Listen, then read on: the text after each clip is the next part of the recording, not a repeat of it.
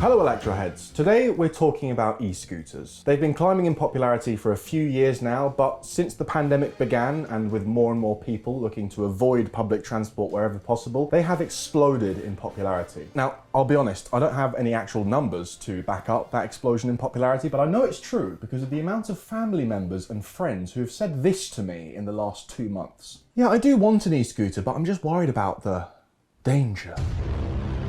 Clearly there's a good few people who are tempted by an electric scooter but are put off by this notion that they might be dangerous. So with that in mind, I'd like to share a few tips on how to ride and what to ride in order to make e-scooting as safe as possible. And later on, I'm also going to touch on a few things that our governments could be doing in order to make micro-mobility in general much safer. So first of all, let's start with the things that you can be doing as an e-scooter rider. And for this, I have one very simple, all-encompassing rule. Treat it like cycling. A really simple way to understand how safe or dangerous riding an electric scooter is to think about cycling. The average electric scooter goes around the same speed as your average cyclist, and the two take up around the same amount of space on the road. Neither are really designed to be sharing the road with cars, but are often forced to due to inadequate micro-mobility infrastructure.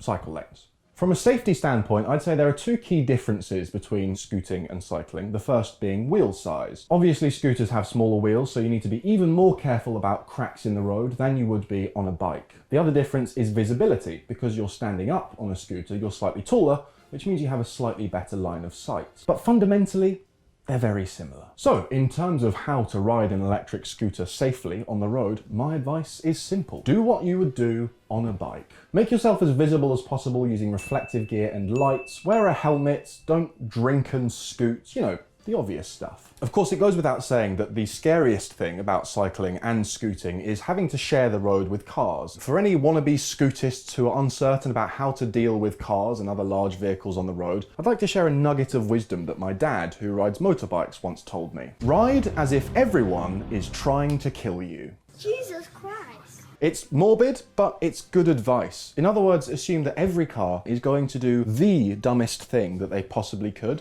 and plan accordingly. Be extra careful and give extra space, because if you're riding a scooter and you collide with a car, it doesn't really matter whose fault it is, it's you that's going to come out of it worse. Now, with any kind of vehicle, you're always going to be safer on a well-built, high-quality product. The tricky thing about scooters is because it's a very new and unregulated industry, there is quite a lot of, how do I say this politely, dodgy crap. But the good news is it's really easy to avoid those with just a little bit of research. When choosing your scooter, here are a few factors worth considering from a safety point of view. Wheels and tyres. The bigger the wheels, the better they will handle bumps and cracks in the road. Scooters generally either come with pneumatic or airless tyres. The former provide a nice bit of cushioning, the latter are much lower maintenance and aren't susceptible to punctures. Suspension. Some scooters have it, some don't. As with pneumatic tyres, suspension makes for a smoother ride and means you don't have to worry quite so much about bumps and cracks in the road. Personally, I would definitely recommend choosing a scooter that either has pneumatic tyres or suspension or both. But if you go for one that has neither, you're in for a bumpy ride and you're going to have to be especially careful at speed. Speaking of which, speed. Make sure to buy within your abilities. No one learns to drive in a Ferrari, and similarly, your first scooter shouldn't be a 50-mile-an-hour hyper scooter. But also, don't buy something too slow. I'd argue that a scooter that feels comfortable and stable at 20 miles per hour is a bit safer than one that barely gets up to 15 miles per hour, because you're going to be more able to keep up with traffic. And lastly, choose a reputable brand. Again, this one's tricky because there are so many brands out there. Mainly, you just want to make sure you buy from a brand that has good reviews and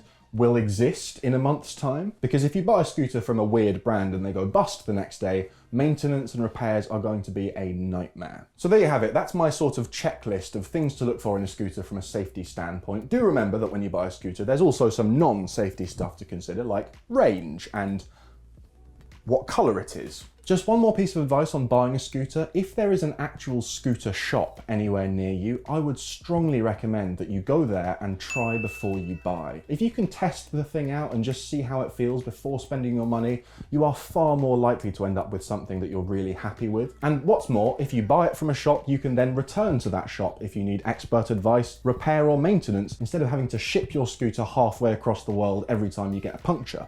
That is everything I have to say on what we can do as riders to make scooters as safe as possible. I'd now like to talk a little bit about what our governments could be doing to make micromobility in general safer and to encourage it more. Obviously, some of this is going to vary depending on where in the world you are, but a lot of it is universal. And we'll begin with the big, honking, massive thing that we really need, which is better infrastructure. We need more cycle lanes. Bicycles should never share the road with cars, neither should scooters. If you give them their own lanes, you immediately take away 90% of the danger that's involved. I think we should be aiming for a future where cars are only used on main roads and for major journeys, and everything else, going to work, going to the shop, driving your kids to school, all of that stuff that comprises, 90% of our daily travel should be doable on light electric vehicles. But to make that a reality, to make that something people feel safe doing, we need way more cycle lanes and more car-free roads. Now, this next one is a little bit UK specific, so forgive me, but I need to talk about this.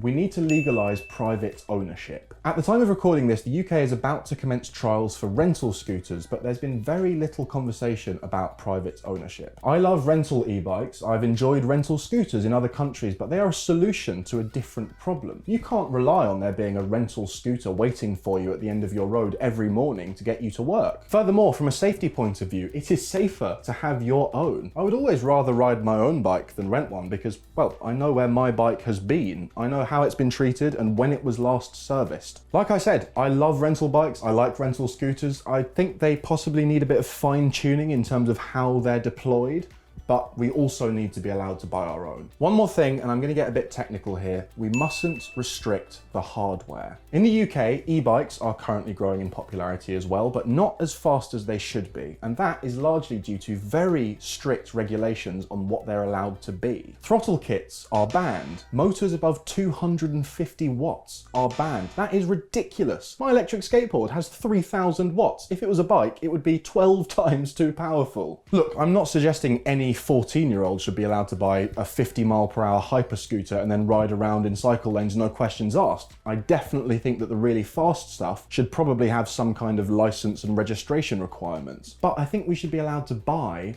all of it. If the government can trust me to drive a 250-mile-per-hour Rimac C2 down a 20-mile-per-hour road, why can't I drive my 30-mile-per-hour electric scooter down a cycle lane, provided I'm obeying all traffic laws? If we absolutely must restrict the power on light electric vehicles, I'd suggest a much better way to do it, instead of setting a maximum wattage, would be through some kind of power to weight ratio. But that's a whole other thing, which we might well discuss in detail in a separate video. Okay, I can feel myself getting a bit soapboxy, so I'm going to wrap this up. Those were a few tips on how to scoot as safely as possible, and a few of my thoughts on what our governments could be doing to help with that. I'm sure that some of you are going to have very different opinions to mine on this, so please share them in the comments. We read all of them. And of course, make sure to like and subscribe, and we'll see you soon.